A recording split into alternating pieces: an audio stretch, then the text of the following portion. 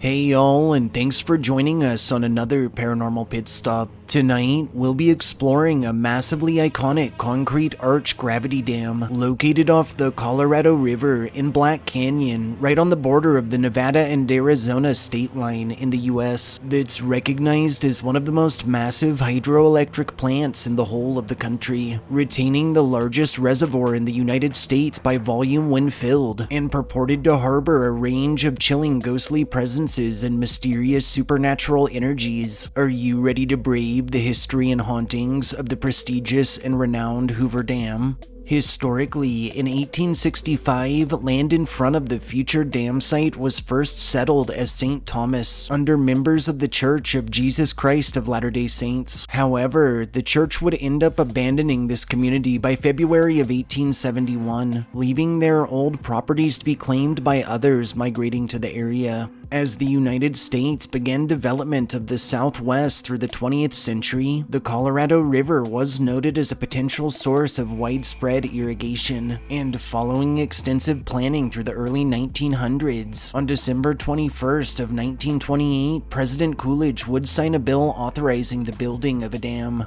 Construction of the Hoover Dam was started in 1931, with laborers put up in groupings of bunkhouses or tents until the establishment of Boulder City later the same year. On a side note, while the community was initially intended to be completed before the dam in accordance with original timetables, President Hoover would order its construction be started in March rather than October, resulting in this small lapse. On average, the site of the Hoover Dam has played witness to some pretty ridiculous temperatures, and the summer of 1931 was no exception, with daytime highs averaging around 120 degrees Fahrenheit or nearly 50 degrees Celsius, and resulting in the deaths of 16 workers and other riverbank residents between the dates of June 25th and July 26th alone. In 1933, the barrier's name would be officially altered to Boulder Dam, and on February 1st of 1935, the filling of Lake Mead was started before the last of its concrete had even hardened, after which St. Thomas residents were warned they should abandon their town literally as the water levels rapidly rose around them.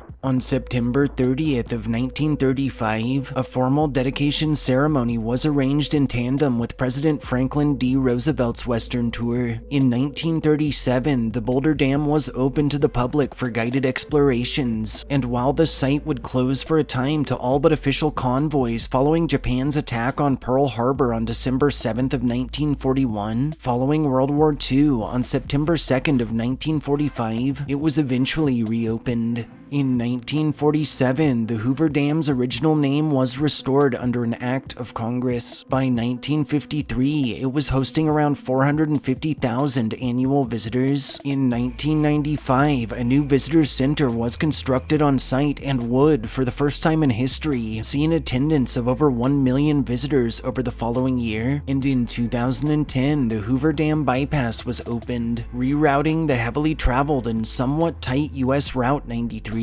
The Hoover Dam remains open and in operation into the present, hosting more than 1 million annual visitors on its tours offered by the Bureau of Reclamation, while boasting self-guided tours of its iconic visitor center complete with a 360-degree view of the monumental barrier. From its earliest days, and not really all that surprisingly, the Hoover Dam has been shrouded in local legends and claims of supernatural activity. Through its construction alone, over 112 deaths were documented, a number short of the roughly 42 or so additional fatalities caused by pneumonia, which some now speculate was simply an on-paper cover for carbon monoxide poisoning in order for crews to avoid paying compensation claims, and it's told the spirits of those taken too soon might still remain, with dam staff and visitors describing orbs and strange mists visible to the naked eye, disembodied voices from empty spaces, the constant fear feelings of being followed or watched, and ghostly forms captured in the backgrounds of photography.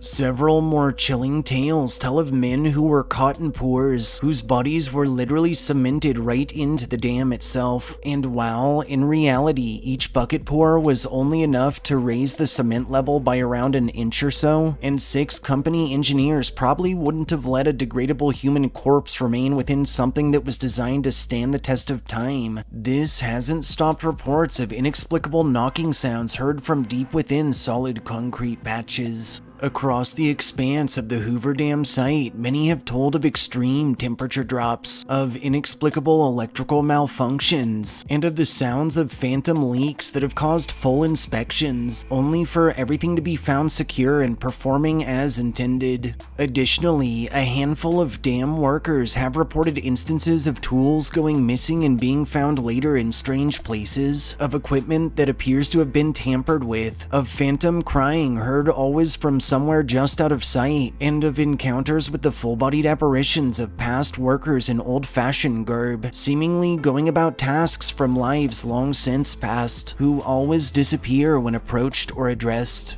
One more popular legend surrounding the Hoover Dam tells that when St. Thomas was flooded, no one actually confirmed that all of its residents had made it to safety, and that it's very possible that some of them stayed behind in their beloved homes to be thrashed and drowned in the torrents to come. When the water level is at its lowest, portions of the rotted ex-community are still visible, and several who have viewed said ruins have told of eerie lights that flit about, and of shadowy manifestations that stalk the crumbled structures, peering out wearily from within. Denizens long unfamiliar with the living, breathing world that has since continued above their heads and beyond the lake shores. On a more tragic note, countless individuals have taken their lives by way of jumping from the Hoover Dam each year, and an assortment of resulting apparitions have been encountered. In fact, several unsuspecting workers have described being particularly startled upon spotting civilians in areas the public normally isn't allowed in after dark, only to watch them either vanish on the spot or leap from the edge and fade into nothingness mid-drop.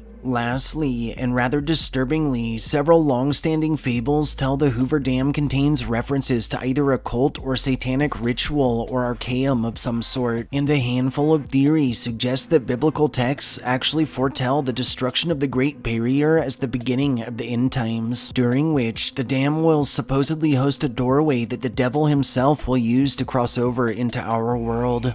Thanks for tuning in for this Paranormal Pit Stop. If you enjoyed our histories and ghost stories, subscribe to our channel, like this upload, and share us with anyone you feel deserves a good scare. We'll see you next time.